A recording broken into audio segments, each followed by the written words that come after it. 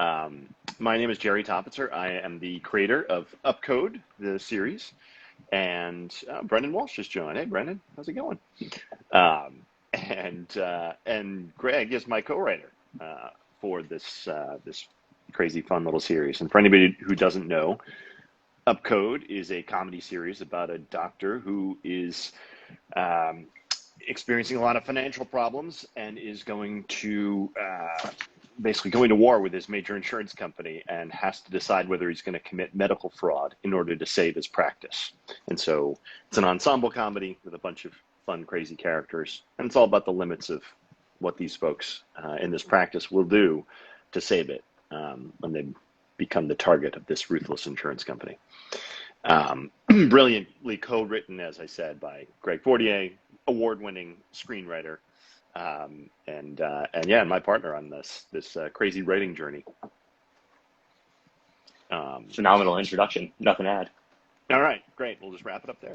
Thanks for joining. No, Greg, I'm wondering if can you position your camera so people can see your do better. Handsome face? As you know, I had all kinds of plans to join on the computer, but that's not technology that's available to me. So let me do better for everybody. All my 7 friends in the crowd. That's all right. There we go. This is everything that I hope to avoid. There we go. So I partnered up with Greg for his screenwriting skills, not his cinematography. So that's the disclaimer. But Greg, you were. I just want to throw out so people understand what level of awesomeness we're dealing with. You were semifinalist for the Nickel Fellowship. Your screenplay, which you wrote with our friend Zarna Garg, shout out to Zarna.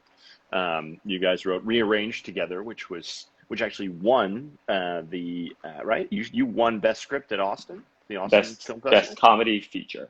Yes. Best Comedy Feature, right? Yeah. Which is an amazing script, and that's actually how, among a range of other awesome awards, Cover Flies featured you, top 25 screenwriters to watch by Austin. I'm just reading through your CV. I'm just going to go through and rattle that off. I'm going to get you hired on the best show on television right now. No, just an incredible amount of fun awards that you've won. But I got to know you through Zarna, because I met Zarna at some function, and she said, I have this screenplay. Would you read it? And I said, sure. And I read it, and it was great. It was a great screenplay. And as I learned more about you through her, when it came time to write UPCODE, I wanted a pro. I wanted somebody who was gonna actually teach me how to write a comedic TV pilot, which I had written some things in the past, but I'd never written that per se. And so I decided I wanted to work with the guy who wrote Rearranged. So that's how I got to know you. And then I feel like I'm doing all the talking here, so I'm sorry, but it takes 2. No, no. I was thrilled. Oh, you go ahead. No. And so when you and I first met, I think so I don't remember if you saw any. Did you see the short like the UPCODE, the short before? I did. Where you just absolutely demolished Mr. Nate Chambers. Right, that's right. Yes, which we do again in the pilot. Sorry, Nate. We had to build back towards that. It was necessary. Yeah, it was too much fun not to do again. So talk to me a little bit about your background, where you come from. How did you become a comedy writer? How did that all come about? That's a fun story. So I went to school and studied psychology. And then, like any, liberal arts major, I plunged headfirst into the service industry as soon as I got out with that degree. And I started writing screenplays when a friend of mine, one of those friends who has 1,000 ideas and rarely follows up on one of them, came to me very excited to get going on a premise about a bunch of 20-somethings who, were trying to come of age while working in the service industry. So it was very much a write what you know situation. And then he fell off, and I kept going. So this was somebody else's, you know, someone else's Premise. motivation. Yep, completely. And as soon as I finished that first episode, I was hooked. I was really honestly writing for an audience of one. Yeah. And that was myself. And once I was thoroughly entertained and kept going, before I knew it, I had written 8 episodes, which is not what you're supposed to do. You're supposed to write one and then find someone to invest in you. Yeah. And again, going along with the theme of serendipity, I responded to an ad online, a director who I believe is still in the audience, Brendan Walsh, looking for a short script to shoot. And so, of course, I sent him all 8 episodes. And then Brendan printed them out because he's old school. They printed out backwards. He read My kind of episode guy. 8 as if it were the pilot. I was like, wow, he's really just throwing us right in there. All right. Wow. But it resonated with him, and he teamed with Bradley Ross, an editor, another mutual, and Hmm. the three of us co-produced it. And Nice. just seeing that come to life was, I mean, that's what I've been chasing all these years. Actually Yeah. seeing my script, become a collaboration, seeing actors take something I wrote and improve upon it, Hmm. make it funnier. Seeing, I mean, just the entire crew becoming invested Hmm. in Right. some silly script that I wrote was the most humbling, rewarding experience of my life, frankly. My Hmm. professional life, of course. Yeah. Um, Yeah. and so, I kept on writing while working in that service industry, bar backing, bartending.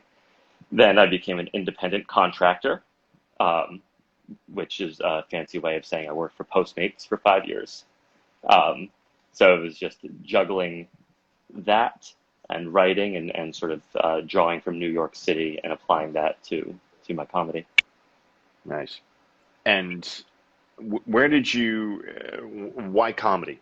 Like, where did the comedy thing come from? Did you ever do stand up or any of that stuff, or was it just a I preference? did not. In fact, writing comedy was essentially me not wanting to do stand up.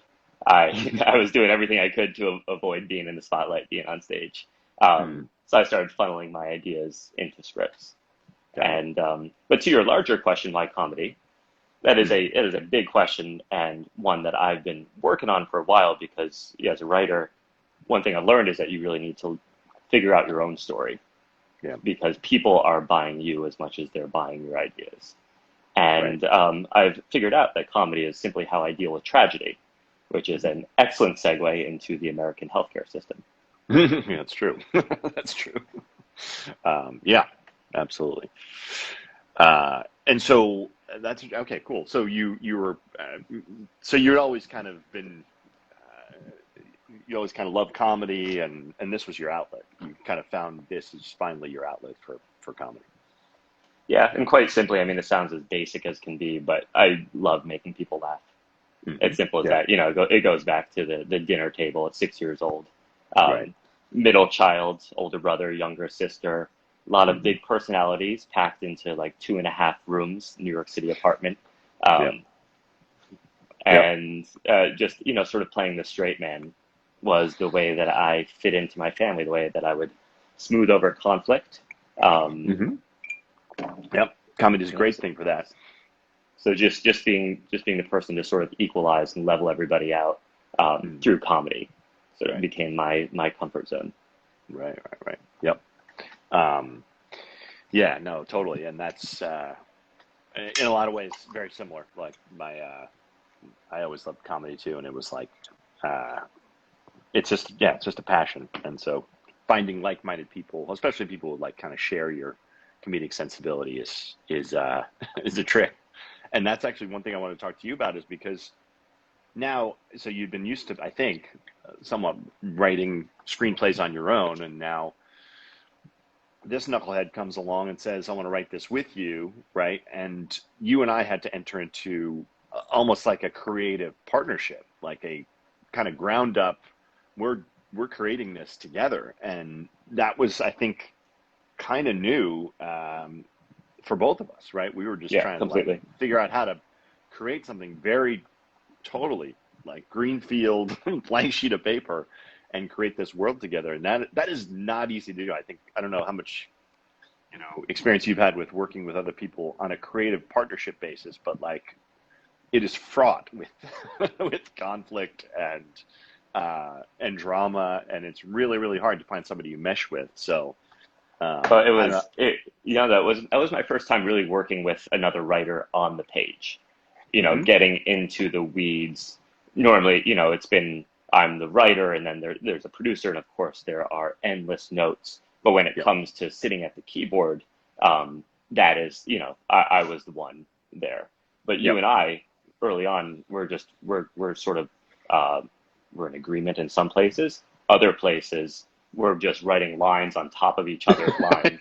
And Yes. and the worst feature for us is the final draft alternate line, where it's like, all right, this is good, but what about line number 2? And you can, by the end, we're scrolling through 5 different lines.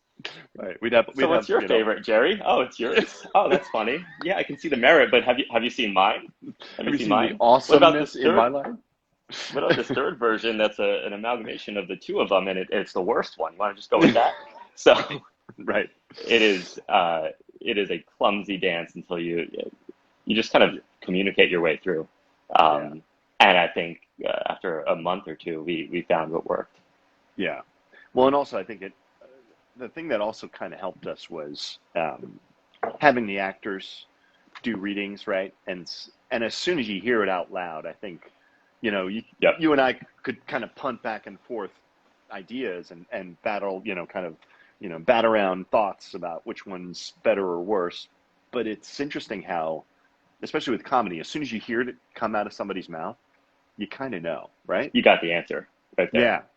And Yeah. that was, I think, that's the process that, I had pulled from my improv days, which is like improv to script, right? You improvise, you create the script, right? You then read the script, improvise off that, and then rewrite and do it over and over. And I think that's a process I just love. And I think it's also it's a good adjudicator, right? It's a good, kind of, and especially, and that's where honestly, we could kind of work through, all right, what works on the page somewhat. But if there was ever a question, if let's say you and I were hearing the same thing out loud and we were not agreeing, then I think we'd know we were not right to be, partners together. But I think Then that's the key. It's like, then you just defer to the people. yeah. Everyone in the room, they'll Right. decide for you, and we'll Yeah. finally move on. Yeah. But it is amazing how it's like, once you hear it, the the chemistry in the room tells you, right? Absolutely. Yeah. And the other thing that was, well, I'll tell you, the thing that was new for me was really thinking about story structure, right? It was like that thing of, okay, because the challenge I think that we kind of presented ourselves with was we're going to write a 30-minute pilot, but we always knew there was a very good chance we were going to have to release this 30-minute pilot as a web series chopped up, right? And so we had to have not just a 30-minute pilot with a 3-act structure. We, in fact, wanted to have 5 mini episodes within that pilot with 5 3-act structures, right? So we were... And by we, you mean you. I remember when you put that idea to me, I was like, well, you're the boss. Let's do it. Right. But I feel like I'm now patting myself on the back, but I think it's I good think it that we works. did that because Absolutely. because we now are in this place where we're releasing these episodes to YouTube, and a lot of times the very first thing that a new audience member might be seeing could be episode 4, and it's like, if that doesn't have a 3-act structure in it, the beginning, middle, and end, I don't know, with a little cliffhanger, right? You always wanted to have that little, enough, right, to keep them coming back at the end. So it was a writing challenge, and I think that's honestly why, in a way, it really took a while for us to crack this first chunk of content, which was, all right, we're going to have 5 episodes that could each stand on their own, each about 5 to 7 minutes long, but then could also live together as a 30-minute pilot. That was a tall order that we put ourselves to. But I like think you said, I'm so grateful that we did it, because I think it may actually work I mean, these 7 to 8, it matches everyone's attention span. Um, and you get to put the spotlight on these characters who normally wouldn't be starring in the show. Right. Right. So the secondary characters, for Un Doctor de Verdad, our supporting actors become the stars there. Of course, the Eldridge Knot. We had our show stealer Yeah. there, and put all together in one episode. That'd be a lot to take, but these bite-sized pieces are, well, they're working for me. Yeah. Well, and like you said, I always wanted to do an ensemble piece, and yeah, and just kind of happy accident. This structure, just like you said, really highlights each of these characters, which um, they were fun to create on the page, and I think this is the other part, and I wanted to echo something you said. It was absolutely such a thrill to have. All right, you and I can kind of, all right, we can map out these characters as best we can on the page, but until an actor comes in and embodies that character and then takes it and pushes it that extra, 4 or 5 quantums ahead. It's like, is that even the right term? 4 or 5 quantums? I don't even know. Don't check my math. Don't check my physics on that. It's probably wrong. Anyway, the point is that once they embody the character, it's so cool and fun to see that all come to life. And then you can write off that, right?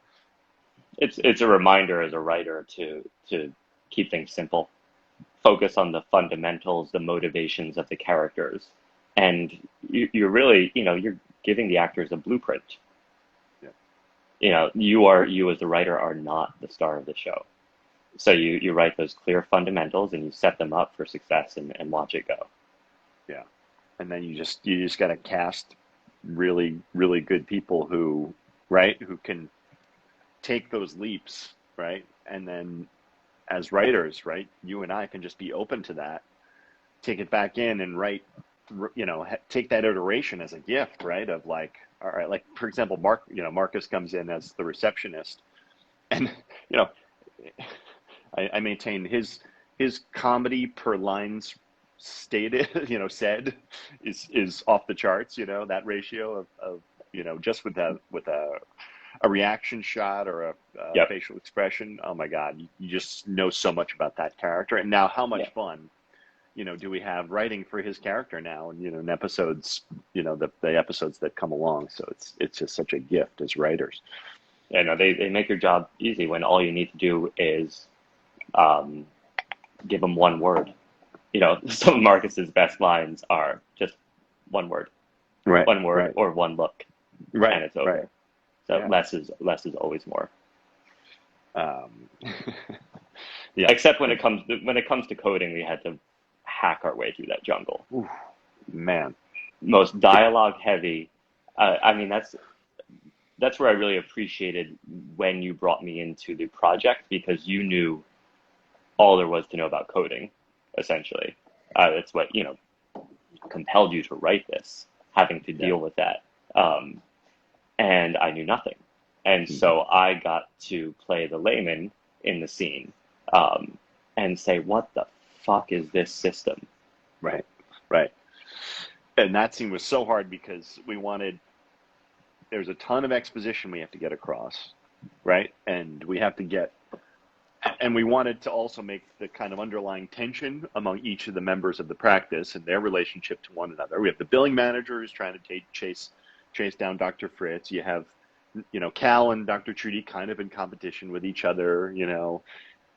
We wanted all those elements to come through while we're giving the audience an understanding of how medical coding works and make all that funny. It was insane. It was insane. That's where the tone is just right in my wheelhouse, I feel, because you just lean into the absurdity of it all. Right. I think that comedy is the best way to address some of these tragedies that we sort of live with, and just leaning into the absurdity. That scene, you come out more confused than when you began. Right. And I think that's the point. This whole system is meant to grind everybody down except for the insurance companies. Right. Right. Well, and this is the thing. It's in addition to all the challenges that we put in front of ourselves, the big macro one was we're going to make medical billing, hilarious. It's like, but you're right. It was all about making a very clear satirical statement about the unfairness in our healthcare system, right? And who has the power and who doesn't, because it's not always clear, right? And so this was the idea to really humanize each element of the healthcare system, embody them in, doctors, nurses, nurse practitioners, insurance company executives, pharmaceutical reps, and most importantly, patients, right? And how all of those elements, in their own way, are thrust into a system that is totally absurd. And how did we end up here? And I think the fun, or I don't know if it's fun or not, but what was great was finding that you shared that's kind of a sensitivity, that idea that, okay, we can make something that occasionally is touched on in drama, but I don't think ever has really been tackled in a comedy world. Certainly not in a sitcom space that I'm aware of. Sure. Right. And I'd say Breaking Bad is the closest drama to take it on. Right. I think we've all heard that joke bandied about now, where with universal healthcare, Breaking Bad is over after 25 minutes. Yeah. But right. That's exactly right. Going. Yeah. No, and look, if universal healthcare comes along and cancels our show, that wouldn't be so bad. But anyway, so no, it was just great to find someone with similar sensibility about all those things. I was asking my wife, what would you want to know from a writer? And she was like, I think people might want to know, like, how do you make a story? Like, how do you think about, because I think a lot of people in their lives, whether they're in the entertainment business or not, right, we're all kind of forced to, not forced, but and many times we're asked to be storytellers, right? Whether it's if I'm trying to sell something to somebody, I want to create a story, right, where the end is you're buying this product, right? I want to create something. How did you learn story structure, and what are there any lessons from, kind of story structure that you would pass on to people? To be completely honest, I sort of backed into it because I wrote this premise that I was living, working in the service industry, trying to find my way, sort of a low concept, Friends, Seinfeld sort of feel. Those are the sitcoms I grew up with, and you can't really identify what the characters' overarching goals are. Seinfeld, is famously a show about nothing. So, I wrote this show. It came naturally. I was telling stories that I had lived. And then, the music stops and I've got to actually figure out, all right, now how do I do this again? How do I tell stories that are a bit more out of my comfort zone, that dig deeper? With TV, especially, characters are key. You can start a feature with sort of a high concept, but TV, it's the characters that make an element repeatable. They are the people that you are going to invest, 100 hours in. Yeah. And I think the first thing you need to figure out with your character is what their greatest fear is, which is always a fun thing to address. Oh, that's fun. That's the negative space. It's what people don't really see, but it's compelling them at all times. It's sort of it's their gravity. Well, it's so funny you say that, because I think most of us who kind of have studied this, or think of it as, you want to figure out what motivates the character. It's more like the positive. So I think a lot of folks learn all right, what does the character want? You're talking about what are they afraid of, which is an interesting angle. Yeah, I think what they want is a reaction to what they fear. Yeah. Switching gears for a moment, you with UPCODE, you have your objective, which is a simple one that resonates. Save his practice. Yeah. He invested everything into it. And so it's clear, compelling, and that's something the audience can latch on to. You want your clear antagonist, and you have that with Amalgamated Health. So you had all those fundamentals down. So you play with those two things. With story structure, you want your goal. you want your antagonist and your protagonist, and you want to find elements that are going to uh, be something that you can heighten. Yeah. You want to find heightening drama in there, and Right. really you approach everything as if it's a drama, and then if you're writing as a comedy, you're going to write different tone, different lines, that sort of thing, but Yeah. the structure is the same. Yeah. Oh, Matt Rendell, my old buddy's joined. Hi, Matt. Um, any questions in the audience? Feel free to just type them in the comments. We'll address them. We're talking with Greg Fortier, who's an award-winning screenwriter, my co-writer, partner, writing partner on UPCODE, which is the comedy series about a very brilliant doctor who's has to consider medical fraud or consider whether he's going to commit medical fraud in order to save his practice when he becomes the target of a ruthless insurance company. And so that's we're talking to Greg about all things writing, comedy, how he got into it, how he thinks about writing story, how we can all write better stories in our lives. Let's talk about that, writing comedy versus drama, because I am now fully 1,000% convinced that writing comedy and performing comedy too, because I'm an actor in the series too, is harder. It's just harder than drama. Drama is, I'm not saying it's not hard and has its own challenges, but you have to kind of take this heightened world, right? I don't know. I'm just curious if have you written much drama, and could you compare them? I have not written much drama. I think that the best comedies they're written on a drama foundation. Yeah. So it all comes back to the tone and the dialogue and the character quirks that you emphasize. Yeah. So it's really just putting a different lens on the same story. Right. And by story I mean more the story beats, the turning points. Yep. Yeah, I think it's like you're dealing with such heightened circumstances often in comedy not just on a macro level, right? But on a beat to beat basis, we're asking the audience to buy, some more heightened circumstances, and so it's like I just think it's a lot more challenging. So I think we could absolutely take all the story beats of UPCODE and just write it as a drama. Yeah, 100%. Yeah. But with this subject matter, I don't think people want that. I think that's right. Yeah, I think you're absolutely right, because it's such a difficult, emotional, complicated subject that it's like it's hard to sustain anybody's attention. I think it's got to be funny. I think it's got to be satirical and funny. And it's all built around tragedy at the heart of it. So that is there, and that's going to resonate. But the comedy and the tone make it palatable and, more than that, entertaining. Yep. So we're closing in on almost, I think we're at like 33,000 views on our core channel, on our core episodes. And so anybody who's watching now, please go watch UPCODE, the series, on YouTube. It's getting great response. We've been in 10 festivals, 5 awards, having a lot of fun with it.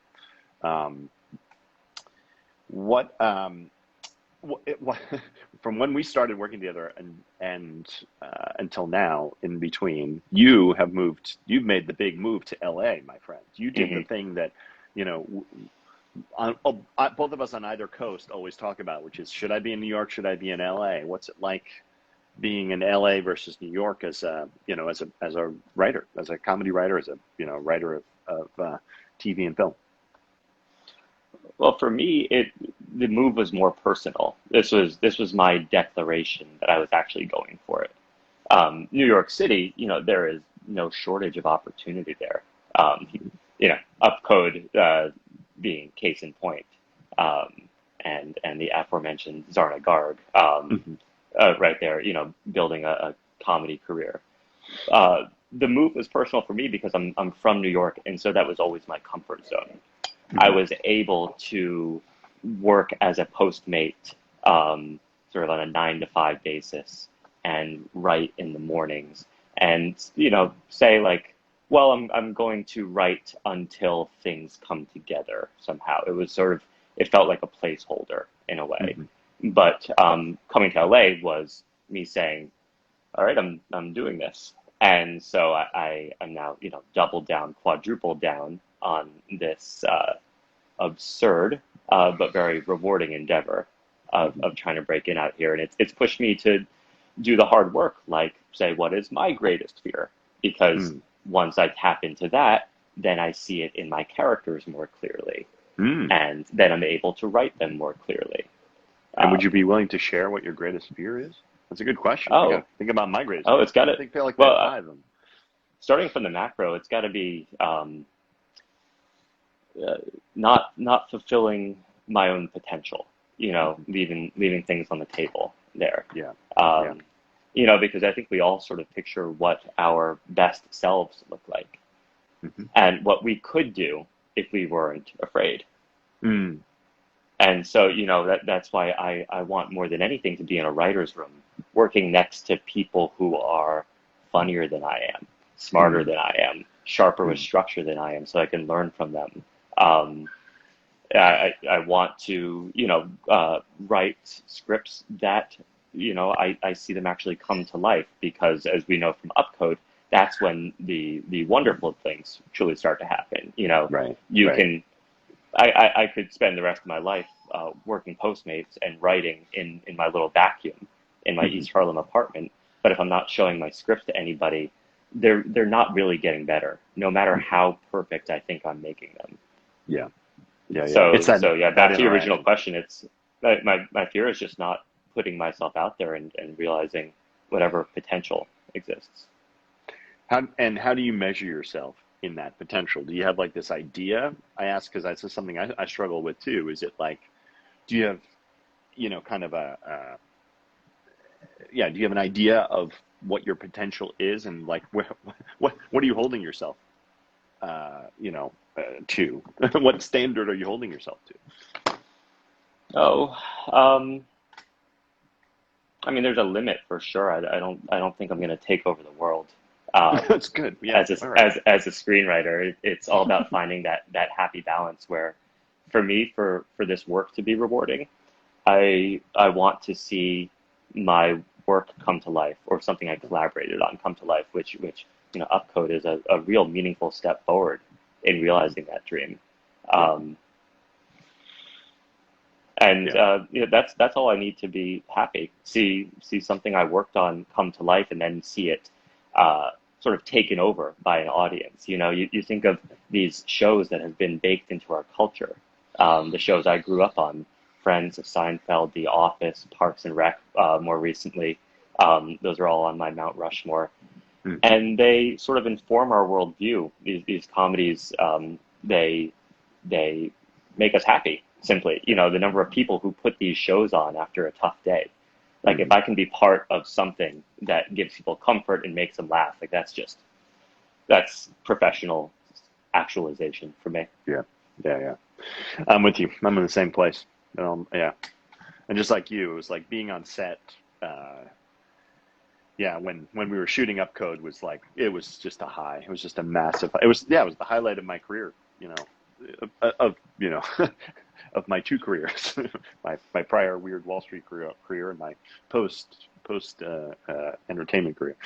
And on that note, that's something that I was drawn to when it comes to working with you, because you, I don't know if you realize this, embody Fritz in that all-in situation you and he have put themselves in. Yeah, I'm sure you burned 100%. Every bridge in Wall Street. I'm sure you went out in a blaze of glory. Not quite. No looking back. With 2 middle fingers in the air, being like, but no, it's like I am not. I did not position myself to return. So I did kind of. I don't know what's that term. Throw away the oars. When the the explorers would come to shore. They'd throw away the oars so that they'd have to make is that right? And settle the settlers. Yeah.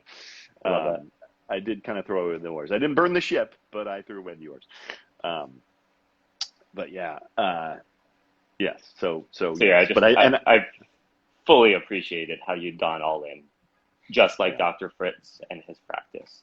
Yeah. And that you're doing the work and putting yourself out there to make this come to life and bringing so many people along with you.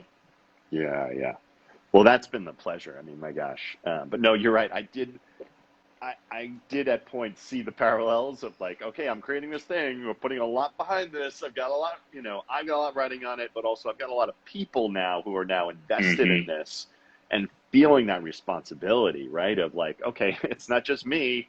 And it's not just me and a couple actors in a room improvising. And it's not just me and Greg, and it's not just our director and his production company and the whole production team. Now we've got like dozens of people who are all kind of, on board, and you're like, all right, really, this better work. So Yeah, yeah, I it cuts two definitely felt ways that. though, because then you have all these people to rely on. Yes. You know, Yeah. we get to do a little bit less and trust, that we can Yeah. write a simple line with a simple premise that resonates, and then give it to the cast. And by the cast, that also includes you. So No, I no, guess yeah, you're it's back. You're back in the spotlight now. Pressure's back on. yeah, yeah. No, it's no, and that was the other joy. You're right. It was like finding people that were talented, that you could collaborate with, people who are better than you at the thing you needed them to do, and that you could trust, and also were just good people. Like I think we found just a cadre of just solid humans that, top to bottom, we could trust, who wanted to do this for all the right reasons, were in it, with such a great attitude. Yeah, we got so lucky, I think, for all the creative people and crew that came together. I like this Instagram Live feature. You can just go on live and say you're a good person to a massive audience. It's brilliant. Yep, Friday that's why. check-in. Still a good That's right. person, Still a putting good out good person. We're gonna vibes. do it weekly. We're just gonna check in weekly and be like, guess what? Guess how good I was this week. Speaking of Just which, I'm curious to know, do you ever plan on being interviewed on Instagram Live? well, You've been here hosting all these guests. well, I always one thing I should have told you, but I tell all the folks that I do this with is feel free to ask me any questions, so it doesn't feel like a one-way interview. But you and I didn't talk Cool, before cool. this, So so yeah, what's your greatest fear? oh, good question, boy. No, very similar to yours. I have a massive fear of failure. I have a huge, huge fear of yeah. You said it very well. Not meeting whatever kind of arbitrarily defined level of success that I put out for myself, and I think it's compounded by you alluded to this, my having left a a a pretty successful career on Wall Street, and so it's like in finance and economics, there's this term I'm sure everybody knows, which is opportunity cost, which is like, what did you leave on the table? What could you have, achieved if you stayed in that career? That is a very dangerous set of math to do. You're in this, if you've moved from Wall Street, which is, pretty steady, high remuneration, lots of status, money, blah, blah, blah, to this Improv kind of 101, very baby. right. It's very squishy, creative, very fun and fulfilling in its own way path, but very unpredictable, super, chaotic, and nobody really knows the path to success. It's you can't just. I mean, one person's path to success is so different from anybody else's. You cannot even. There's so much luck involved, and so I think it's so 30,000 views. Actually, I think that's the official standard of success. that's it. We've reached it. We've reached it. Oh, look at that. That's my little guy. um, so yeah, it's that. It's like it's not meeting some level of I don't know. Yeah, success. However I define it. I'll define it. Let's put it. Being a showrunner on a satirical sitcom There you go. that is picked up by one of the major streaming platforms. That's my standard of success. And if I don't meet I like that, it. I'm worried that I will think of myself as a failure. So that's All that's right. my that's my biggest fear. My new standard in that case is knowing a showrunner. So no pressure. All right, we can solve both our problems. So, yeah. Well, yeah. Well, thank you for coming on this crazy journey to to create this show with me, man. Very It's much been a my pleasure. pleasure. I sincerely hope we get to write more. That's the plan. Yeah, I really want to. I really want to, and I think we will. One way or the other, I think we will. It's, Cool. I think it's just a matter of how, not if. Um, yeah. Any other things you want to pitch, plug, or ask before we? Oh no, I think I'm all set. I shared my biggest fear on Instagram Live to an audience of something, and That's what you're supposed to do. Bare your soul. No, no. Thanks, man. Really appreciate you joining for this. Hopefully, people got a little behind the scenes on what it takes to write a satirical sitcom. Got a little sense of story and how to create a good story. I liked your answer about character. I'm going to take that with me. That's a really good. That's a great guidepost. well, I Um, guess yeah, I have to ask what is in your estimation Fritz's greatest fear? Well, I think that's a really good question. I think it's similar, right? I think it's the same idea, right? He's afraid of losing.